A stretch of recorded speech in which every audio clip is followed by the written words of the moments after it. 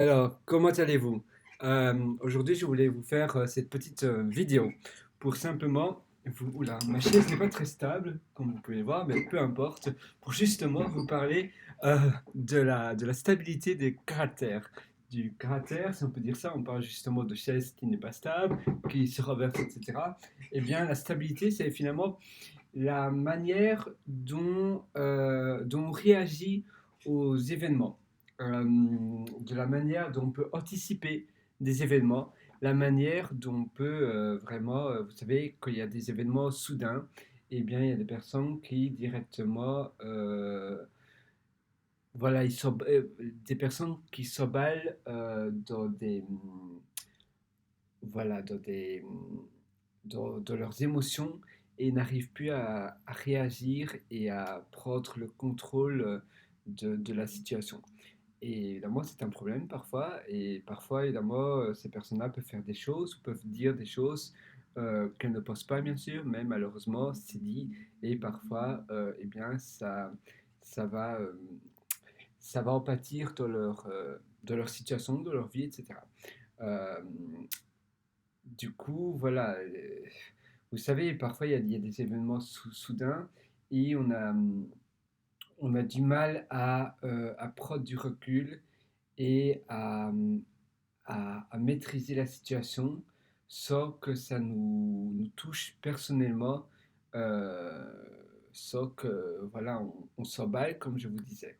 Et, euh, et évidemment, c'est un travail, en fait. Tout le monde, vous n'êtes pas né comme ça et peut-être vous l'êtes, voilà, c'est peut-être lié à l'éducation, etc. Mais ce que je veux dire, c'est que voilà, vous n'avez pas ça à vivre. Vous savez vous améliorer, vous savez enlever ce problème lié au sentiment, à l'anticipation des choses. La méditation, c'est l'une des choses qui peut vraiment aider. La méditation permet justement d'être plus, de pouvoir anticiper mieux les événements, de pouvoir contrôler ses sentiments et ses peurs, etc. Méditer, ça ne veut pas dire simplement méditer le matin, vous pouvez méditer la journée, etc. Ne fût-ce que 3 minutes jusqu'à 10 minutes, un quart d'heure. Et finalement, méditer, on pense directement, il faut écouter quelque chose, il faut faire... Non, en fait, pas du tout. Vous devez simplement contrôler les pensées continues qui vous vient dans votre esprit. Ça veut dire, en fait, c'est plus ou moins une musculation du cerveau. Maintenant, par exemple, je ne fais rien, et bien peut-être j'aurai des pensées continues, des pensées qui vont venir, et je les autorise à mon cerveau. Je dis, oh oui, venez, venez. Et finalement, mon cerveau devient lâche. Je n'ai pas de contrôle envers lui, et il devient un peu comme un chiot qui fait ses besoins un peu partout de la pièce. Voilà, il a besoin justement d'éducation. Il a besoin de discipline. Et vous devez discipliner votre esprit. Et comment le faire? Eh bien, par des exercices. C'est un peu comme de la musculation. Tous les jours, on fait des pompes, etc. Eh bien, ici, vous allez justement pouvoir essayer de contrôler euh, et pouvoir dire non à pensée continue. Et ça aide évidemment à la concentration. Ça vous est certainement déjà arrivé de lire et finalement, vous n'avez pas mémorisé ce que vous avez lu parce que pendant la lecture de la page, vous avez pensé à autre chose, ou bien avoir une conversation, ou bien regarder un film et penser à autre chose et ne plus être là devant ce film. Donc la méditation, quand vous méditez, vous devez vraiment vous focaliser sur une chose. Par exemple, j'ai un verre ici.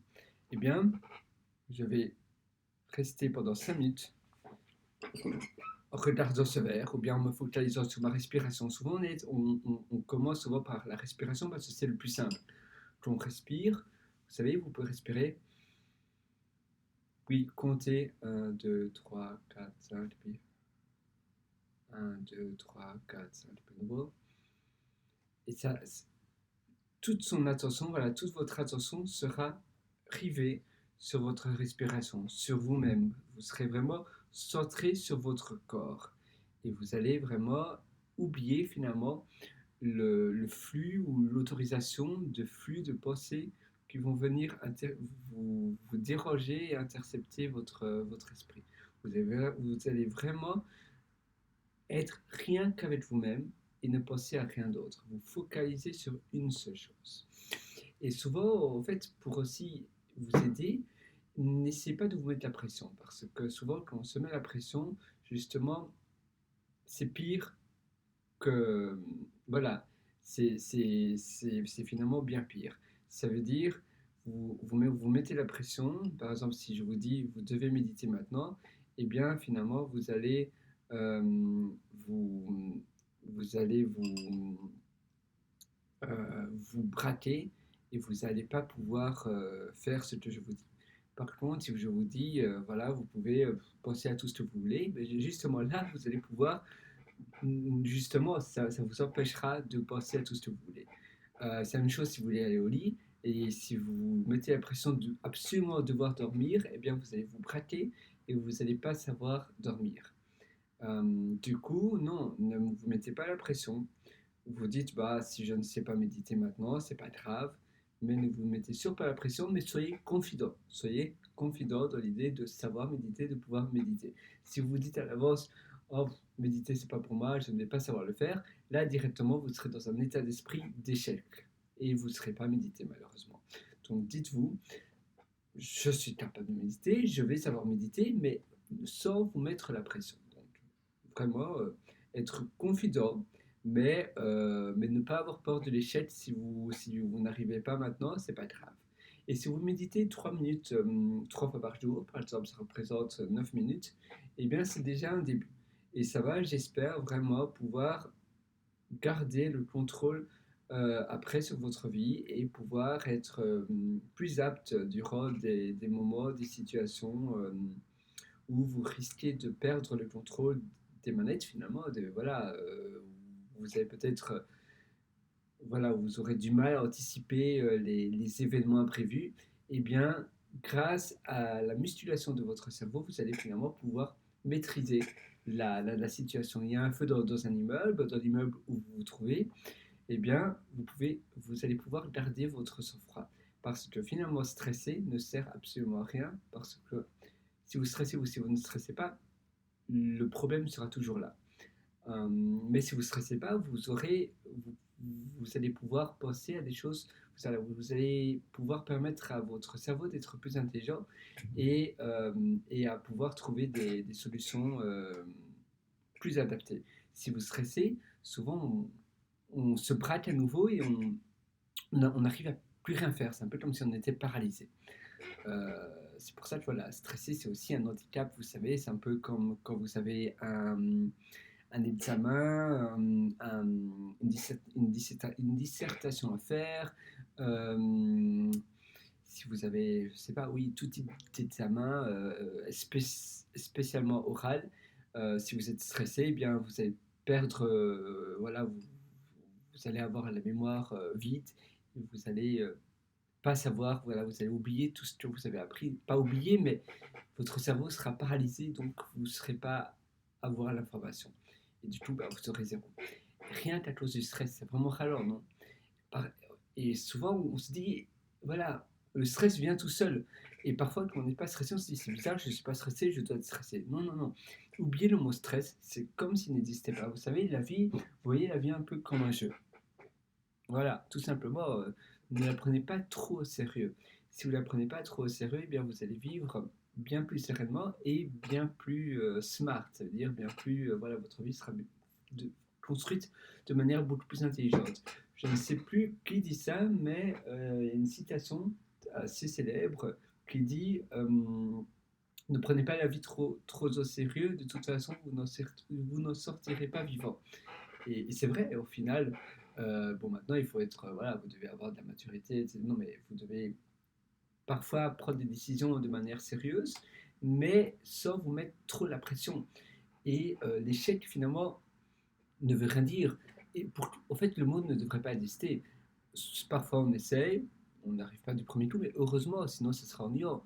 Si on arrivait, voilà, c'est un peu comme, vous savez, si vous jouez à un sport, football, basketball, tous les sports d'équipe surtout, eh bien, si vous étiez sûr de gagner à tous les coups, ça serait plus amusant. Voilà, vous ne prendrez même plus de plaisir parce que de toute manière, vous saurez que vous allez gagner.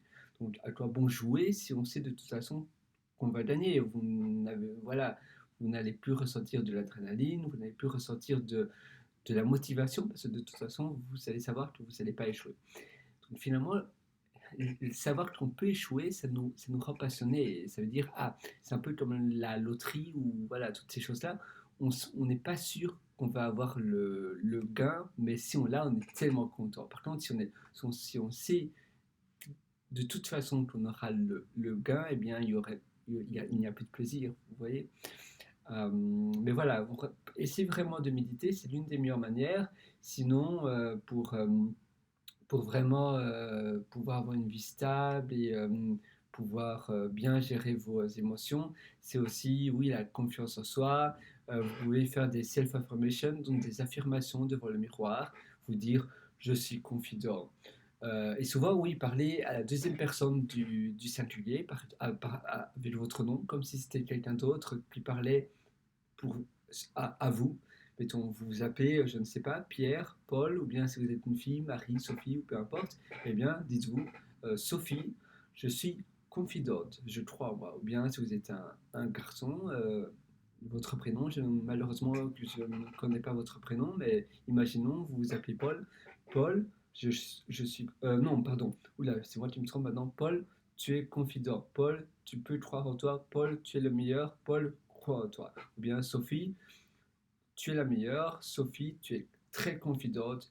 Tu vas réussir aujourd'hui. Sophie, euh, tes émotions, tu les maîtrises à 100%. Ou bien Paul, tes émotions, tu les maîtrises complètement, etc., etc.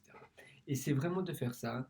Euh, voilà, prenez vraiment pas ça pour... non, mais prenez ça au sérieux. Ici, c'est vraiment pour toi, parce que finalement, voilà, vous allez voir, votre vie, c'est si vous pouvez avoir le contrôle sur votre vie, vous avez réussi. Mais vraiment. Nous, on se donne rendez-vous dans une prochaine vidéo. Je vous souhaite une excellente journée. Ciao.